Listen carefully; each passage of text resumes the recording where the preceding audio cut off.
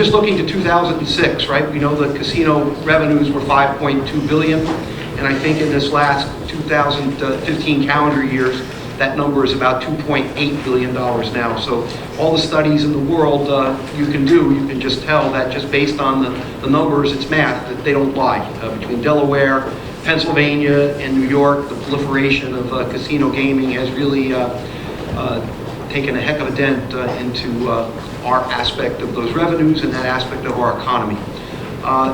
The bill would allow for two particular licenses, both above a 72-mile safe zone, if you will, but north of a safe zone, which we'll make available on the web. Both, you can go through any town in New Jersey as to whether or not it's in or eligible versus out and not eligible, and then the general map kind of cuts through the middle of Middlesex County and everything north. What we do know about the casinos is that the two in the north will have to be in two different separate counties, is the way that it would read. And then there are some very important changes to one of the last, two times that this committee in the last session had gone through this constitutional amendment. The important changes are that the current Atlantic City operators, so long as they apply, as is required through the law with the Casino Control Commission, within the 60-day period will be first eligible. So if there are two bona fide applications within that 60-day period, then we'll be dealing with Atlantic City, if you will, operators in North Jersey.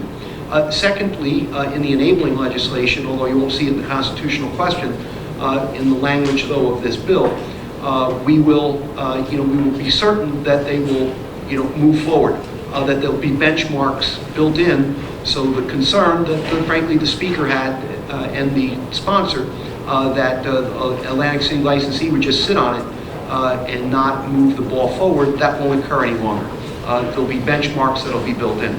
Finally, the significant change is that there'll have to be at a minimum of $1 billion invested in each casino. Again, the sponsor's concern was that they might end up being just kind of slots in a box, wherever they might be in one of the two North Jersey casinos, and now that isn't going to happen. First of all, this entire issue has been discussed for probably over 8 years, 7 or 8 years while I've been in the legislature, and it's been resisted heavily from many parts of the state. But as the city progressed or didn't progress, we saw plenty of the disintegration of the gaming industry that affected the tax rate in Atlantic City. For example, the values that were lost on those properties and the tax appeals that the city faces, and the advent of the fact that the administration is looking for additional oversight and possibly a takeover, only highlights the problem in terms of bringing value back to a city that has been completely dependent upon one industry. And I understand the concern because as someone that had worked in this industry myself, I'm very familiar with the culture of the business and also the positive nature in which gaming took hold in the southern part of the state and the whole state. But as time went on, Atlantic City was not able to adjust. And as you know, in the real world, if you don't adjust, you become a dinosaur and then you become extinct. So here we are, 7 or 8 years later, after much debate, much controversy over whether or not this should have been last year, this year, whatever.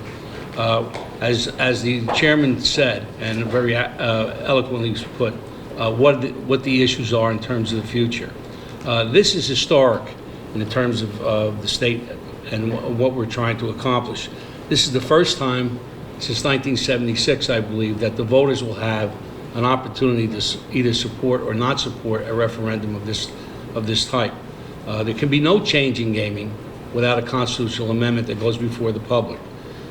This legislation has been amended, re-amended, continued to be compromised, and what we have before us has the support of the leadership of the Assembly and also the leadership of the Senate and also the leadership of the governor's office and the governor himself. And this that we're seeing today in the Judiciary Committee is a constitutional amendment, is a resolution going out to the voters for them to decide if they want gambling outside of Atlantic City. And I think hopefully this is something that the voters will be open to and will pass, because New Jersey has lost its exclusivity to our surrounding states, and casinos have been put outside of our borders, and we literally have been bleeding our borders. And Atlantic City went from a $5.2 billion industry to a 2.5, which we actually have to help grow their non-gaming. And by being able to approve this by the voters in November, I think it'll be the start of Atlantic City and the state of New Jersey getting the right revenues that they need for their future.